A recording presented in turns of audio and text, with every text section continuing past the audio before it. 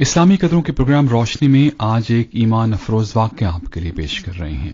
سعید Jeddah airport پر بیٹھا ہوا اپنی فلائٹ کا انتظار کر رہا تھا، جبکہ اس کے ساتھ ہی اس کا ہم وطن دوسرا حاجی بھی بیٹھا ہوا تھا، جس کے چہرے سے آسودگی کی تراوت چھلک رہی تھی۔ دونوں حج کے مناسک ادا کرنے کے بعد وطن واپس جانے والے حاجیوں میں شامل تھے۔ اچانک سعید کے ساتھ بیٹھے ہوئے حاجی نے ایک لمبی سی سانس لی اور اپنا تعارف کرایا۔ میں بزنس مین ہوں اور الحمدللہ یہ میرا 10واں حج ہے۔ اللہ پاک کا میرے اوپر بڑا فضل ہے اور میں سمجھتا ہوں کہ ہر حج کے بعد مجھے رب کے زیادہ قریب ہونے کا موقع ملا ہے۔ اس کے بعد اس نے استفسارن نظروں سے سعید کی طرف دیکھا، گویا جواباً اس کے تعارف کا منتظر ہو۔ سعید مسکرا دیا اور بولا، بھائی میرے حج کا قصہ کچھ زیادہ ہی طویل اور گنجلک ہے، کیونکہ یہاں ہم انتظار کر رہے ہیں اور انتظار کے سوا کوئی چارہ نہیں، تو میں آپ کو اپنا قصہ بھی سنا دیتا ہوں۔ سعید خیالوں میں کھو گیا، گویا فیصلہ نہ کر پا رہا ہو کہ اپنی کہانی کو کہاں سے شروع کرے۔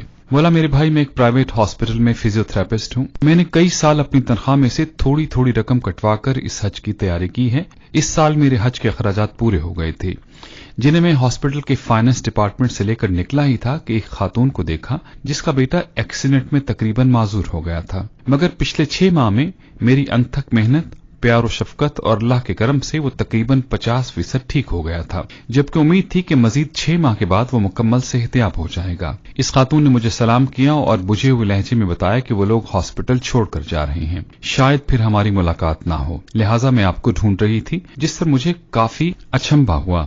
مجھے لگا جیسے وہ میرے علاج سے مطمئن نہ ہو۔ کیا آپ میرے طریقہ علاج سے مطمئن نہیں ہیں؟ میں نے اس خاتون سے سوال کر ہی دیا۔ نہیں ڈاکٹر صاحب، ایسی بات نہیں ہے، آپ نے تو بچے کو ڈاکٹر کی بجائے باپ بن کر سنبھالا ہے، میرا تو رواں آپ کو دعائیں دیتا ہے۔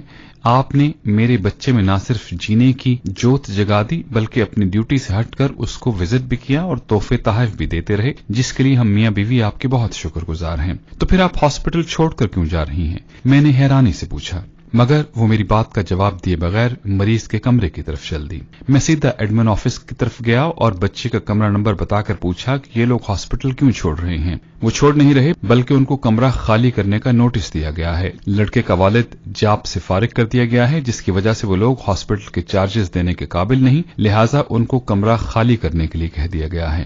میں وہاں سے مینیجر صاحب کے آفس میں گیا اور ان سے درخواست کی کہ بچے کو علاج جاری رکھنے کی اجازت دی جائے، مگر میری بات ابھی پوری ہوئی ہی نہیں تھی کہ مینیجر نے نہایت روکھائی سے کہا کہ سعید، یہ ایک پرائیویٹ ہاسپٹل ہے، کچھ چیریٹی ادارہ تو ہے نہیں، یہاں وہی علاج کرا سکتا ہے جو اخراجات کی سکت رکھتا ہو۔ مینیجر کے 2 ٹوک جواب کو سن کر جو ہی میں مڑا تو میرا دایاں ہاتھ میری جیب سے ٹکرایا، جس میں حج کے پیسے رکھے ہوئے تھے۔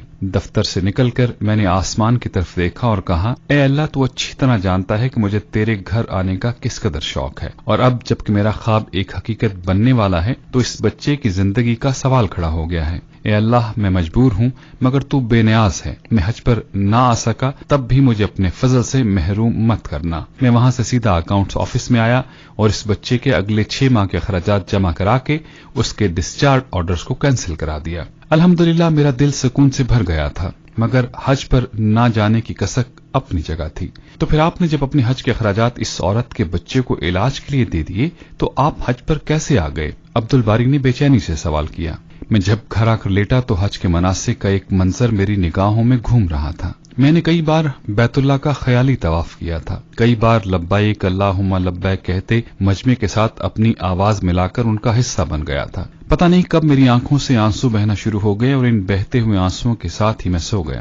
میں نے دیکھا کہ میں بیت اللہ کا طواف کر رہا ہوں اور لوگ مجھے میرا نام لے کر حج کی قبولیت کی بشارتیں دے رہے ہیں۔ اے سعید، اللہ نے تیرا حج قبول کر لیا، تو نے زمین سے پہلے آسمان پر حج کیا ہے، ہمارے حج کی قبولیت کے لیے بھی دعا کرنا۔ اسی کیفیت میں فون کی گھنٹی بجی، جس نے مجھے جگا دیا۔ فون پر ہاسپٹل کا مینیجر تھا جو کہہ رہا تھا کہ اسپتال کا مالک حج پر جا رہا ہے، وہ اپنے خاص معالج کے بغیر کبھی نہیں جاتا، مگر اس دفعہ اس کے معالج کی بیوی شدید بیمار ہو گئی ہے، لہٰذا آپ کو ان کے ساتھ بھیجنے کا فیصلہ کیا گیا ہے۔ آپ اپنے ضروری کاغذات ہاسپٹل کے ایڈمن آفس میں پہنچا دیں۔ میں نے سب سے پہلے تو شکرانے کے نوافل ادا کیے، پھر کاغذات آفس والوں کے حوالے کیے۔ یوں اللہ پاک نے مجھے اپنے گھر بلانے کا انتظام کر دیا۔ حج کے بعد ہسپتال کے مالک نے مجھے میری خدمات کا معاوضہ دینا چاہا تو میرے آنسو نکل پڑے۔